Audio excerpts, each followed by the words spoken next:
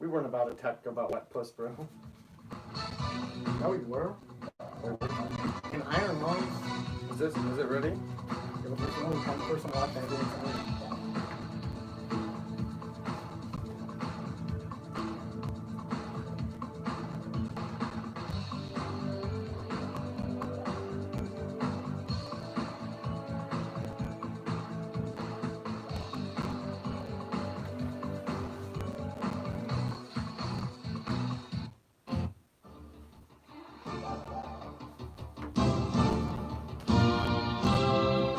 Text people that it's still on. What? Yeah, text everyone.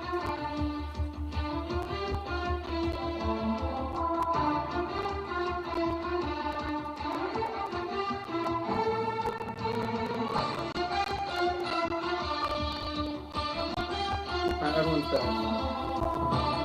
All right, so now going back on the Iron Lungs roster, as we said, Aaron Rodgers will have a good day. And about the Raheem Mostert situation, about his injury, if he doesn't play, that really helps out Nick Steffen's team with whoever he has at running back. Jeff Wilson. I really like Rodgers in this kind of matchup. He's trying to make his case, a very good case for MVP. I think it's 3 to 4 touchdowns here. Mostert looks to be out Sunday, but he'll have a decent flex in Kareem Hunt, which should not be a problem. You can basically put anyone at flex, maybe in a waiver wire pickup at wideout or running back. I think you just start MVS at flex. He's a home run hitter or a bust. You never know, but MVS has the possibility of going for 15 to 20 on any given Saturday or Sunday. Yeah, I see Allen Robinson and Robert Woods here, both over-projected. I really like their matchups, the Jets and the Vikings, young secondary in Minnesota, and the Jets defense is just really bad. Brady Cooks, I don't really like the matchup. He's going to be set on the number one. He's very slow now, 13-point projected. Darren Waller, 14 is a good number for him. I like it there. And Kareem Hunt, if he has to go to running back too, and he has to play a flex, I either like MVS or Sammy Watkins, 2 MVP quarterbacks, throwing the ball, slinging it, trying to get points for Iron Lungs. Kamara projected 19 against the Chiefs. A fair projection for about what he gets. I think the Chiefs' defense has improved over the years, and I think he can get to 19 if he falls into the end zone one time. Gets about 4 to 5 checkdowns from Taysom Hill. Obviously, it'd be a better situation in Bruce's end, but at this moment, it's not really looking good for Iron Lungs with that Kamara situation. I think A-Rob against the Vikings has a very good day. In a dome, he can get down the field. Trubisky's been playing better as they've gotten the run game going. Do you still want to talk about Iron Lungs a bit? Yes. Robert Woods against the Jets, great matchup, but if they get up early, I think it could be a Cam Akers and Darrell Henderson show. I think 15 is a little high, but he could definitely get that if he gets a touchdown and some catches early. I think Cooks against the Colts, tough matchup. Watson struggled versus the Bears. Last defense of the Colts. It's not a defense that is easy to play against at all. It is against the division. Deshaun Watson has played against the Colts already. Did pretty well. Darren Waller needs to have a great game tonight to kickstart that week for Tristan Bibbins. So now as we start talking about wet puss sports, baby, 3 seed. Off a bye. I like Mahomes to bounce back with 25 plus. He is very defense proof. This could be a shootout in the dome. I like Mahomes 25 to 30, having a big day. Dalvin Cook projection is very high. I do like him getting 100 yards, but to get 22, he needs 2 touchdowns. And against that Bears defense, that's a lot to ask for. Yes, I also like Mahomes. I like him to project over, as he is also in the MVP race, just like Aaron Rodgers is. I like his projecting 22. I can see him getting 25 to 35, 350, 3 or 4 touchdowns, and a dome. Tyreek Hill, Will Carmen are just going to be faster inside a dome. I really like that play. Dalvin Cook against the Bears, projected 22. Needs to find the end zone if he wants to get 22, which he obviously can do that. He got 14 last time he played the Bears at Soldier Field. I like the 22 projection. I see him getting around there. I like the David Johnson low projection. I don't see him getting 11 at all. But he does not have anyone else to play. You're not playing Alexander Madison. You're not playing Duke Johnson. You're not playing Lynn Bowden Jr. You're not playing those running backs, so you need to play David Johnson, the number 1 back for Houston. But that NDT is tough with DeForest Buckner and the boys down there. They're tough.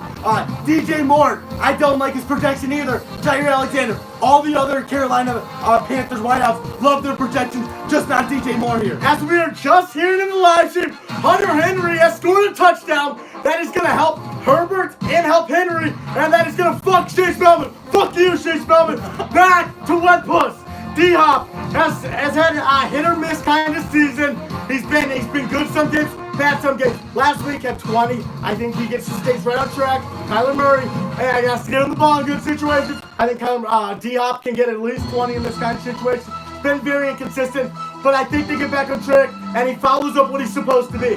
I think DeAndre Hopkins needs to be at his best to give White Puss Sports that chance to win this game. I just see a lot of high projections here for White Puss Sports besides Mahomes, and I don't see people getting them. D-Hop needs to get 15 to 20. A.J. Brown, 14 projected, very touchdown-dependent receiver, but I see him getting in the end zone once again. Jonnu Smith, I hate the play here. I see I see tight ends on waivers like Gerald Everett or Cole Kmet that I like a lot more than Jonnu Smith here. I like A.J. Brown to have a big day against Detroit too. I think they throw early and often, even with Henry playing against the 30th ranked defense. I still like Tannehill in this kind of situation. Inside of Dome has A.J. Brown and Corey Davis as well. I like A.J. Brown to find the end zone, maybe with about 90 to 100 yards too. I really like the play. Early projection is 129, 135 in favor of the home team, Wet Puss Sports. They played a couple of weeks ago in Week 8. And Wet Puss Sports took it to them 165 to 120. I'd like this trend to continue. I really like Wet Puss Sports and this Week 2 matchup. Yeah, lastly, Sterling Shepard at flex.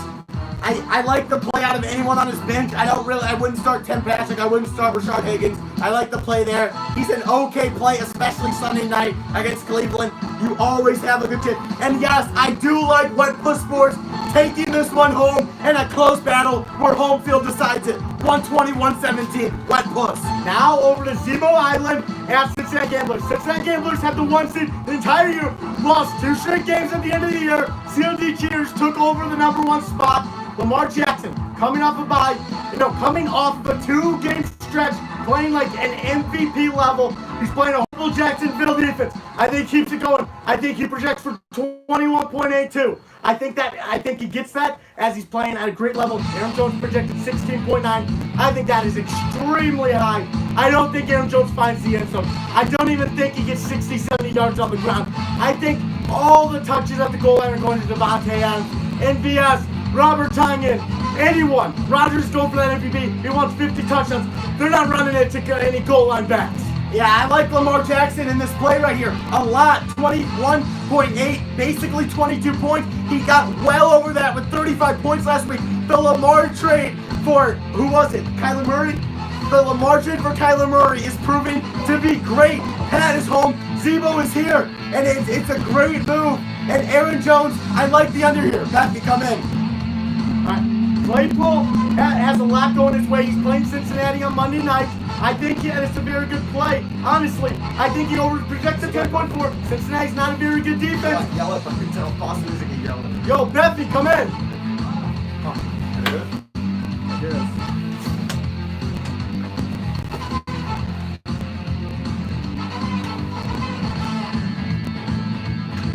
I can see Claypool even scoring. Beffy's here. This kind of game. We've got face under here. Whoa! Alright, so back to Aaron Jones. He's home against Carolina Saturday night. He's very touchdown dependent. Hasn't been scoring. Aaron Rodgers has been getting all the touchdowns in the world. I see Aaron Jones going for 40-50 on the ground, getting 10 to 11 points. Not very good. Mike Davis, big day, but he's not C-Mac. The trade with face ass hunters, 9,000. He ripped Zebo off bad. Mike Davis and C-Mac for Nick Chubb and Calvin Ridley, just a very bad trade here. Amari Cooper, I see him getting right at his projection 12. Richard Sherman will lock him down. I think the Pats defense against the rookie quarterback, Belichick, is 21-5 against rookie quarterbacks. I think they could get 2 to turn over the ball, maybe even score a touchdown. I think the Pats defense projected at like 5.8, 5.6. I think that's a very low projection. I think they could get in the 12 to 15 range with a couple of touchdowns, if not some sacks and fumbles. I like the Gabriel Davis play. Projected 9.7. I see that very low. John Brown ankle injury right here. I see Gabriel Davis getting in the end zone at least once, 12 to 14 points. Wayne Gallman is a must to get 20 plus if he wants a chance at beating Cincinnati Gamblers. And on to the Cincinnati Gamblers. The second seed, Tom Brady, who is projected 19.7. I think that is way too low. 32nd ranked Atlanta defense versus quarterbacks. J.K. Dobbins getting the bulk of carries over there in Baltimore. He's been running great lately, falling in the end zone a couple times, projected around 13. I think he can get that. And Eckler tonight, it all depends what he can get. It depends if they get out to an early lead, start to run the ball, get some checkdowns. You never know. Yes, when you look top to bottom at the Cincinnati Gamblers roster, they are loaded just like Team Flame Subarus.